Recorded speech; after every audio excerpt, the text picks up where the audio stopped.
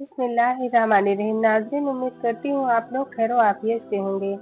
आज हम एक ऐसे राज पर बात करेंगे जो सिर्फ अल्फाज नहीं बल्कि रूह का नूर है, दिल का सुकून है और जिंदगी के अंधेरों में एक उजाला है।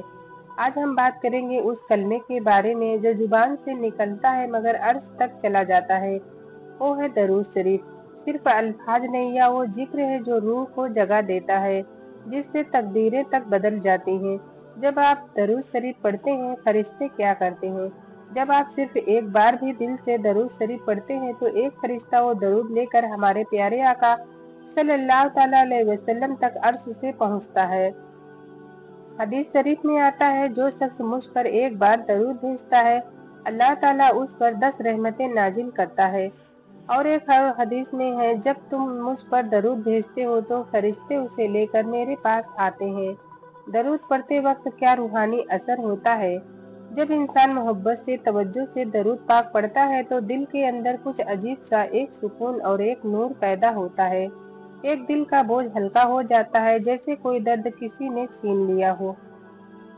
नंबर 2, आंखों से आंसू बहते हैं मगर यह गम के नहीं बल्कि इश्क और रूहानी लुत्फ के आंसू होते हैं। नंबर 3, दुनिया की आवाजें दूर लगने लगती है और इंसान अल्लाह और उसके रसूल की तरफ खिंचता चला जाता है। नंबर 4, एक बेपनाह सुकून उतर आता है जिसे सिर्फ महसूस किया जा सकता है, बयान नहीं। नाजरीन, एक वाकया मौलाना रूमी और दरूद शरीफ का। एक बार मौलाना रूमी से किसी ने पूछा, इतना दरूद पढ़ने से क्या फायदा होता है? मौलाना मुस्कुराए, आंखों से आंसू बह निकले और बोले, मैं एक बार अंधेरे में था, खोया हुआ महसूस कर रहा था। तब सिर्फ दरूद पाक था जिसने मेरे रूह को फिर से रोशनी में ले आया। और फिर कहा, जो शख्स दरूद जिंदगी में तलाश करता है उसका दिल कभी मुर्दा नहीं होता। दरूद का असर आपकी तकदीर पर। दरूद सिर्फ इबादत नहीं है, यह एक वजीफा है जो तकदीर को बदल सकता है। हदीस में आता है, तुम्हारा दरूद कयामत के दिन मेरे लिए सिफारिश बनेगा। और बुजुर्गों ने फरमाया, अगर तुम्हारी दुआ कबूल नहीं हो रही हो तो दुआ से पहले और बाद दरूद पढ़ो, दुआ अर्श तक पहुंच जाती है। दरूद वो चाबी है जो बंद नसीबों के ताले खोल देती है। जब आप दरूद पढ़ना भूल जाते हैं, कभी कभी हम इतनी दुनियावी में उलझ जाते हैं कि दरूद भूल जाते हैं। फिर महसूस होता है दिल बेचैन है, दुआओं में असर नहीं, सुकून कहीं खो गया है। यह सब इसलिए क्योंकि हमने जिक्र मोहब्बत छोड़ दिया होता है। इसलिए अगर सब कुछ भूल जाओ तो दरूद शरीफ मत भूलो। औलाद, रोजी और सुकून के लिए दरूद। अगर आप औलाद के लिए दुआ कर रहे हैं तो दरूद शरीफ जरूर पढ़ें।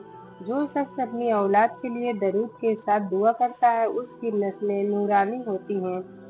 रोजी में बरकत चाहते हो, हर सुबह 11 बार दरूद शरीफ पढ़कर अपने काम पर निकलो और देखो कैसी बरकत बरसती है। एक रात में 1000 बार दरूद रूहानी तजुर्बा। एक बुजुर्ग का वाकया है, मैंने एक रात तहज्जुद के वक्त 1000 बार दरूद पढ़ा और मेरे कमरे में रोशनी फैल गई। दिल को ऐसा सुकून मिला जो सारी जिंदगी कभी महसूस न हुआ था। मेरे आका की बड़ी ही मशहूर हदीस शरीफ है। हमारे नबी सल्लल्लाहु ताला अलैहि वसल्लम फरमाते हैं, जिसका मजमून है कि जो कोई शख्स जुमा के दिन 200 बार दरूद पाक पढ़े, उसके 200 बरस के गुनाह माफ कर दिए जाते हैं। सुभान अल्लाह। अब ये कितनी प्यारी हदीस है। एक इसी तरह की और हदीस पाक है कि दरूद शरीफ इस दिन ज्यादा पढ़े जाएं, गुनाहों की माफी का एक ऐसा सिलसिला है। एक और हदीस पाक है जिसका मजमून है, जो जुमा के दिन 80 बार दरूद पाक पढ़े उसके 80 बरस के गुनाह माफ कर दिए जाते हैं। तो यह दिन तो गुनाहगारों की बन आती है। गुनाहगारों को मौका दिया जाता है कि पूरे हफ्ते में अगर कोई कमजोरी रह भी गई है तो अब जुमा आ गया है, अब दरूद पढ़ लो, अब तिलावत कर लो, अब दुआएं कर लो, अब अल्लाह से रुजू ले आओ। नाजरीन, वीडियो पसंद आई हो तो लाइक शेयर और सब्सक्राइब जरूर करें। शुक्रिया। अल्लाह हाफिज।